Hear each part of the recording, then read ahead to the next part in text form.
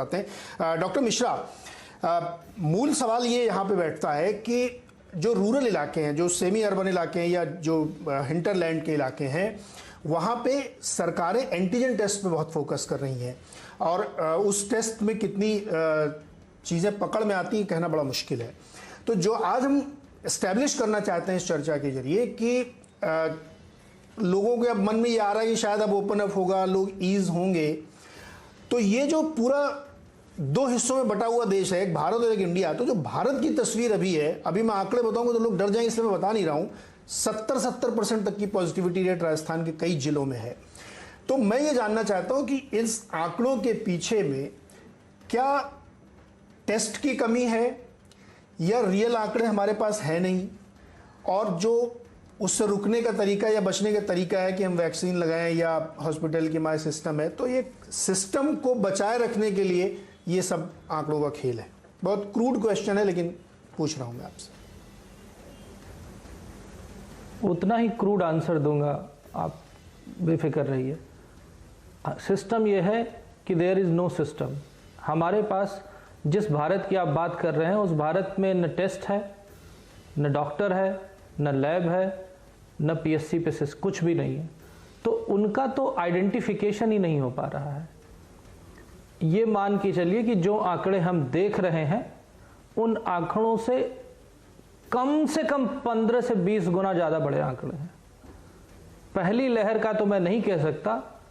इस लहर में अगर किसी घर में एक भी आदमी इन्फेक्ट है तो ये समझ लीजिए कि उसके घर का रहने वाला हर आदमी इन्फेक्टेड है। और जो आंकड़े की बात की गई थी कि नंबर कम हो रहे हैं, सर टेस्ट करने के बाद जो अभी पॉजिटिविटी रेट जो दिख रहा है ये शहरों का दिख रहा है, आपके इंडिया का दिख रहा है, भारत का नहीं दिख रहा, क्योंकि भारत में तो टेस्ट ही नहीं हो रहे हैं। और जो डेथ का रेट अगर आप देखेंगे तो आज सुबह तक का आंकड़ा जो था, जो यानी कल की जो डेथ रेट थी, वो विश्व में सबसे ज्यादा लोग मरे थे कल हिंदुस्तान में कोविड की वजह से। पूरे विश्व में अगर एक दिन में जो मैक्सिमम डेथ हुई है उसमें कल जो डेथ हुई वो हिंदुस्तान में सबसे ज़्यादा हुई है। इसमें मैं शान की बात नहीं है, मैं ये ब्लंट होके इसलिए बोल रहा हूँ क्योंकि जितना ब्लंट सवाल हो उतना ही ब्लंट आंसर देना मुझे अच्छा लगता है।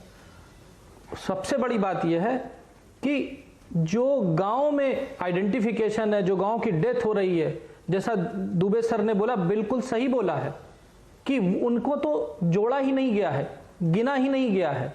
और ये भी बात सही है कि जो पोस्ट कोविड सीक्वली से जो डेथ हो रही है उस डेथ को भी शायद कोविड में काउंट ही नहीं किया जा रहा है।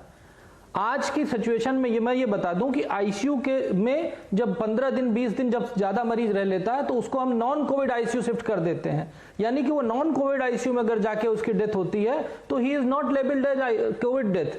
That is how this data is coming down.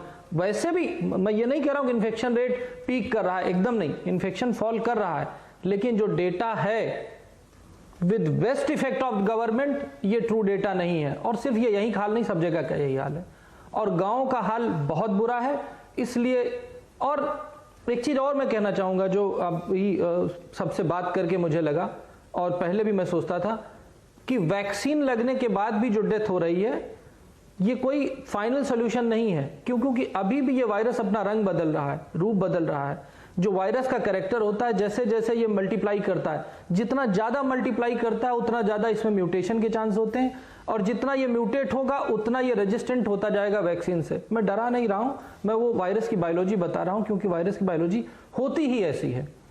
तो अगर वैक्सीन इफेक्टिव है तो हमें जितनी जल्दी पूरी पॉपुलेशन को वैक्सीन दे देंगे, शायद यही, मैं शायद बड़ा बोल्ड करके बोल रहा हूं, शायद यही एक रास्ता है जिससे हम आने वाली जनरेशन को इस कोरोना की महामारी से शायद बचा पाएंगे।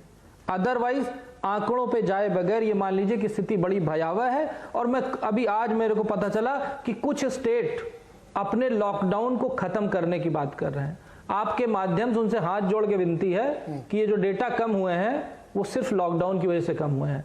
न डॉक्टर है, न दवा है, न इलाज है, न ट्रीटमेंट प्रोटोकॉल है, न जांच है। ट्रीटमेंट, ट्रेसिंग एंड टेस्टिंग तीनों गायब हैं। सच्चाई ये है। और जो गांव में एंटीजन टेस्ट किया जा रहा है, ठीक है, कम से कम कुछ तो हो रहा है। मैं इस बात से खुश हूं, कम से कम एंटीजन टेस्ट हो रहा है। एंटीजन टेस्ट में निगेटिव आने के बाद हर आदमी का आरटीपीसीआर होना चाहिए। मेरी गाइडलाइन नहीं, आईसीएमआर की गाइडलाइन है। अगर सरकारें उसको फॉलो नहीं कर रही हैं तो आप ये समझ सकते हैं कि डेटा क्यों कम आ रहा है। लेकिन बस यही हुआ है कि जो पीक है ना, शहरों से शिफ्ट होकर के ये गांव की तरफ चला गया है।